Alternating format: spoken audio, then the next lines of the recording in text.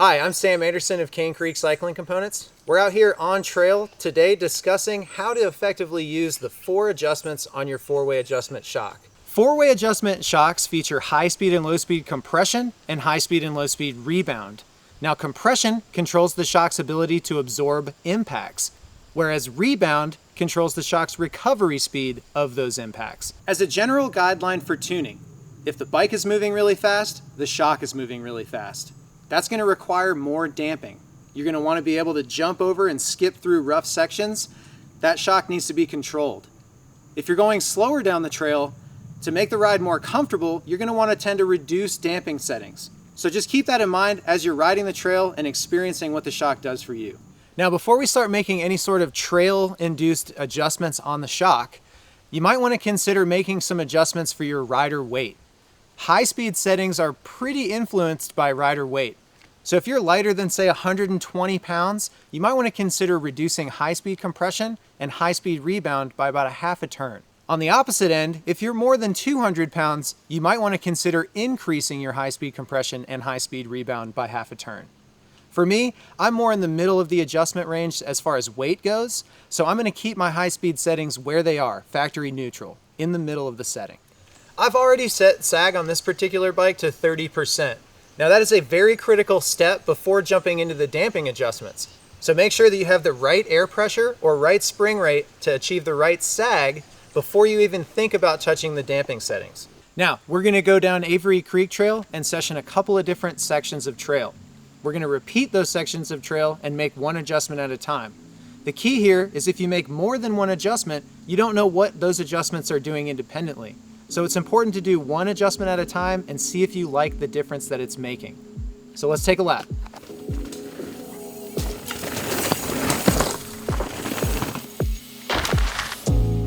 All right, so I just hit this feature here and I felt like I kind of got bucked a little bit. I felt like the shock recovered a little too quickly. And so what I'm gonna do is I'm gonna make a small adjustment to my high-speed rebound so that the shock doesn't return to full extension as fast. Now what that's gonna do is it's gonna allow me to come off of this rather jagged, quick bump and have the bike not recoil so fast so that I can remain composed off of the jump. So let's see how that works.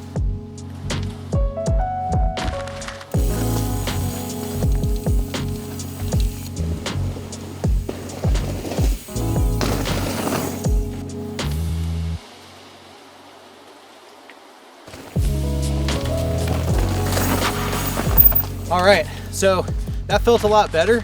I didn't get bucked like I did the first time, so I'm gonna keep that half a turn of increase of high-speed rebound the same. I like that. Let's continue down the trail.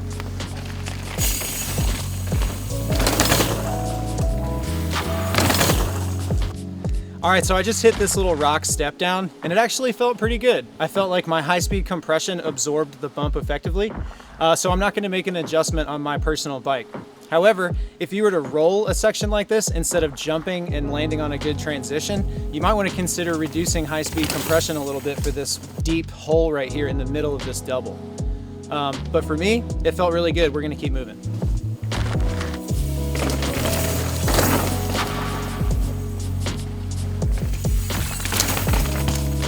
So definitely felt some pretty high impact on that one. I sent it relatively to flat. What I'm gonna do is I'm gonna increase my high-speed compression half a turn, and we're gonna try it again. So let's see it.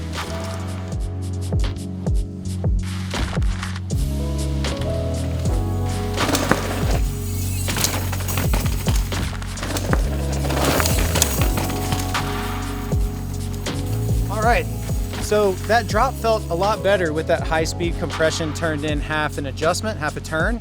So I'm gonna keep it that way. However, I did notice that when I got down into this section with the rocks and the roots, that some of the small bump stuff, my bike was not absorbing that properly. So I think what I'm noticing is that the bike is resisting some of those impacts, meaning that my low speed compression can likely come out a little bit and allow some of these smaller bumps to be absorbed while still having that high speed compression for big bottom outs. So I'm gonna take 2 clicks out of my low speed compression and try this root and rock section again.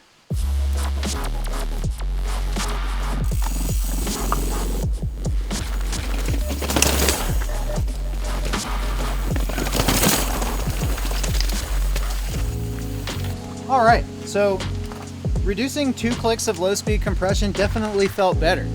I feel like the absorption of that impact is softer. I know that there are some sections of trail coming up that are very similar, maybe a little rougher. So I might experiment with reducing even more low speed compression as I get down there, because now I know that this is a really good setting to go back to, but no hurt in trying to experiment with less. So let's keep going, have some fun.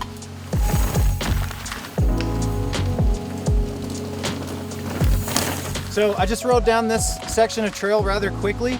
My compression settings feel pretty good. I feel like the shock is absorbing the small bumps and the large bumps well. What I do notice is that the faster I go, the shock is not recovering fast enough. So it is making it feel a little firm. So counterintuitively, low speed rebound can be used to make your shock feel softer because it's going to return faster.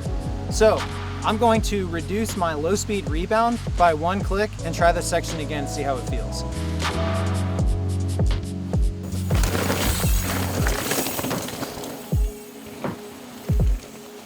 Okay, so I've gotten the bike to feel pretty good with these settings. Most recently, I've backed out my low speed rebound 1 click from mid setting, and that's allowing the bike to recover a little faster than it was before. So I'm pretty happy with this setup. I'm gonna just enjoy the rest of the trail.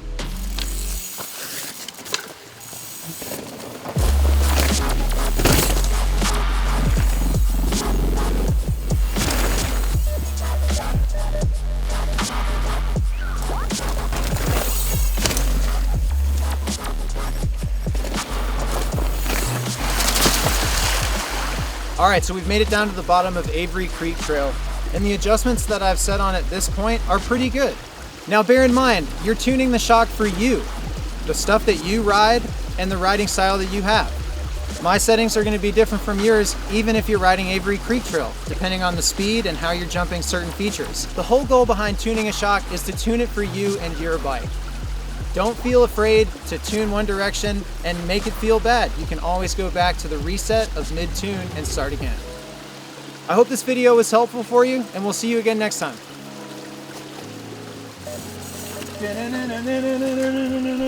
I'm going down the trail now.